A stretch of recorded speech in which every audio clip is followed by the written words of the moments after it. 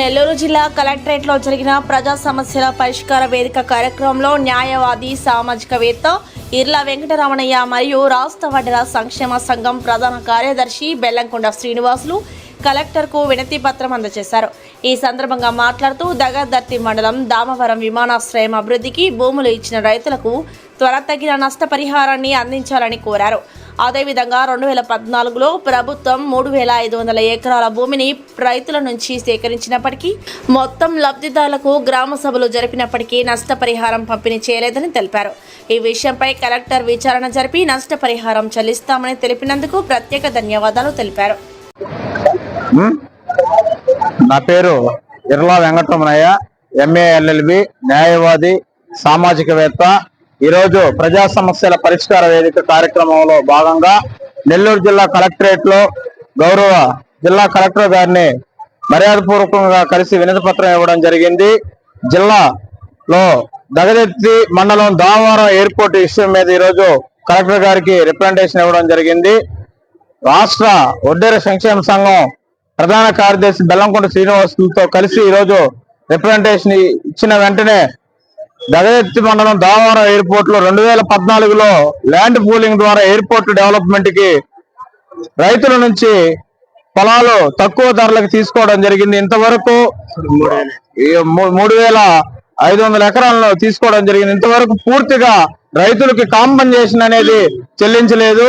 పలు దఫాలుగా పలుసార్లు గ్రామ సభలో జరిపినా కూడా కొన్ని చిన్న లోపాల వలన మండల స్థాయి అధికారులు, రెవెన్యూ అధికారులు పెండింగ్ వేయడం జరుగుతుంది. ఈ విషయం మీద కలెక్టర్ సార్ దృష్టికి విషయాన్ని తీసుకెళ్లంగానే త్వరలో ఎంక్వైరీ ఇప్పించి ఇమీడియట్ గా ఎవరికి ఈరోజు మన కలెక్టర్ కార్యాలయంలో కలెక్టర్ గారిని దగదర్తి మండలం దామవరం ఎయిర్పోర్ట్ సంబంధించి మన కలెక్టర్ గారిని గౌరవపరంగా కలవటం జరిగింది.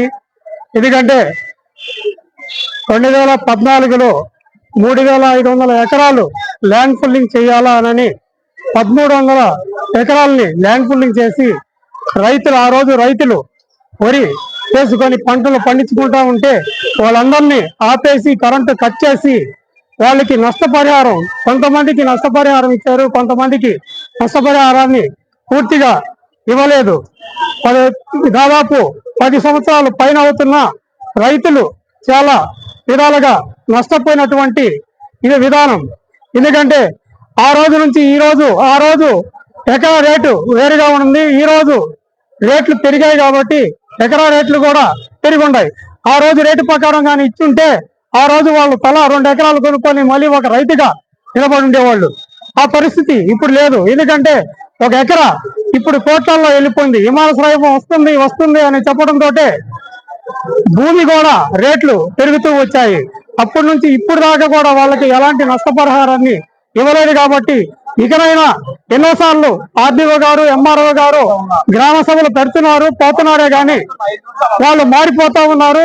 మళ్ళీ వేరే కలెక్టర్ గారు, RDO గారు వీళ్ళందరూ వస్తా ఉంటే ఎవరు కూడా సరైన సమగ్రహణ చేసి నిజమైన రైతులు ఉన్నారు వాళ్ళని విచారించి వాళ్ళకి సరైన లబ్ధిదారులు అని గుర్తించి వాళ్ళకి నష్టపరిహారాన్ని ఇవ్వాల్సిందిగా కోరుతూ మన కలెక్టర్ గారిని కలవటం జరిగింది. కలెక్టర్ కూడా వెంటనే స్పందించి నేను త్వరలో మీరు చెప్పినటువంటి విధానాన్ని నేను అమలు చేసి సరైన రైతులకి నష్టపరిహారాన్ని అందిస్తాను అని కూడా చెప్పటం జరిగింది. ఈ వీడియో కనుక మీకు నచ్చినట్లయితే లైక్ చేసి షేర్ చేయండి. మరిన్ని లేటెస్ట్ అప్డేట్స్ కోసం మా ఛానల్ ని సబ్స్క్రైబ్ చేయండి.